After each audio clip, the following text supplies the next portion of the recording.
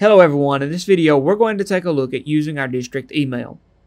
After you open up this screen, you will notice a window that looks very similar to this. We are inside Google Chrome. There are several different ways you can get to your district email.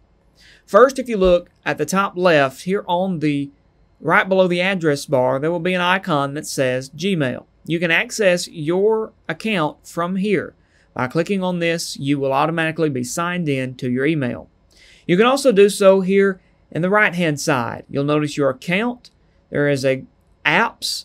This is the Google Waffle button. You can see all of your Google apps. You can select the Gmail app right here to open that.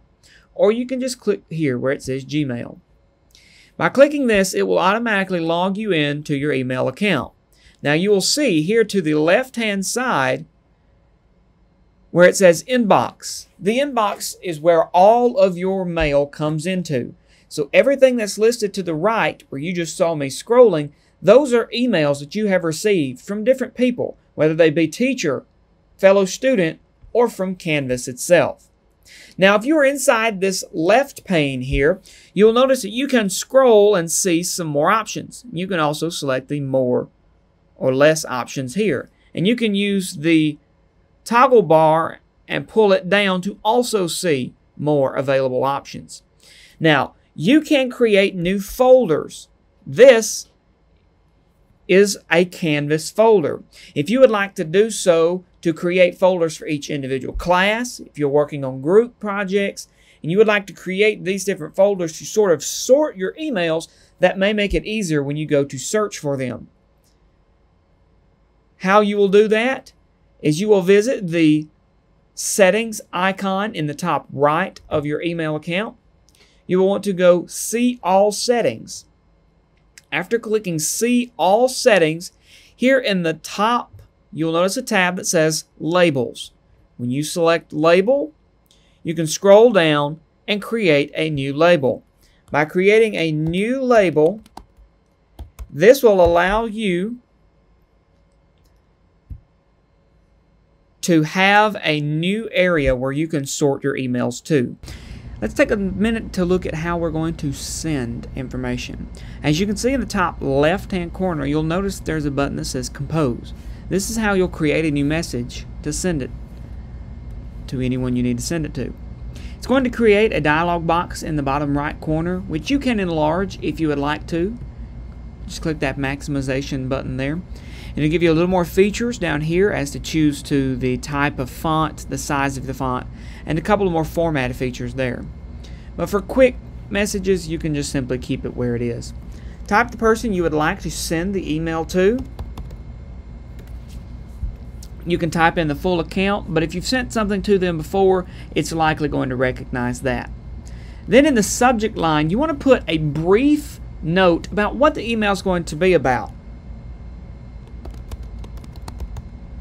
So if you're going to be telling this individual a specific thing, just let them know what it's going to be about. If I'm going to talk about new email, then I'm going to put new email in the subject line. Of course, this could be anything from question about recent quiz, or responding to, filling out any kind of subject line that is somewhat relevant to the situation in which you are discussing. Then you will just click below that and you will begin composing the message.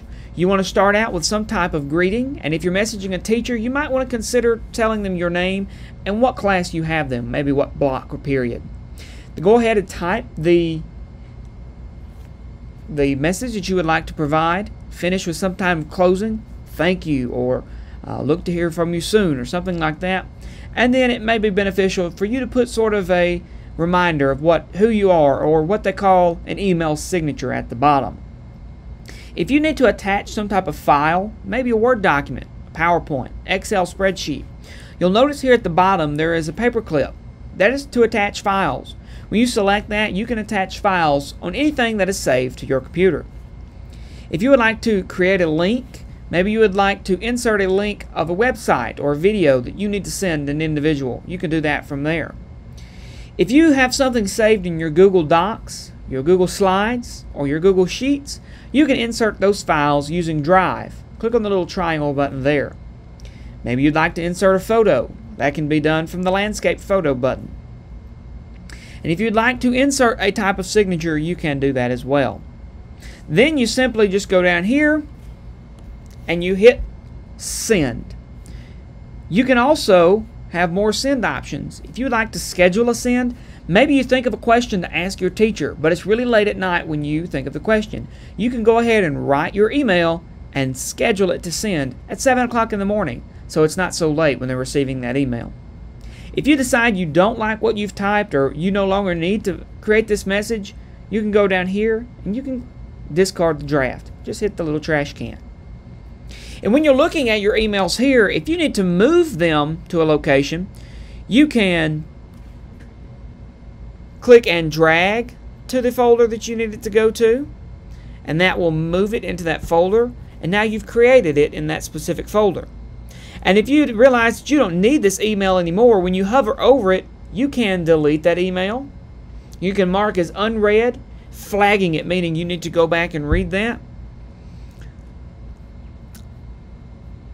And then you can always keep a refresh to make sure you've not gotten anything new or nothing has changed in this folder. But other than that, this is how you check your email. So be sure to do it often so you can stay on top of everything you need to know.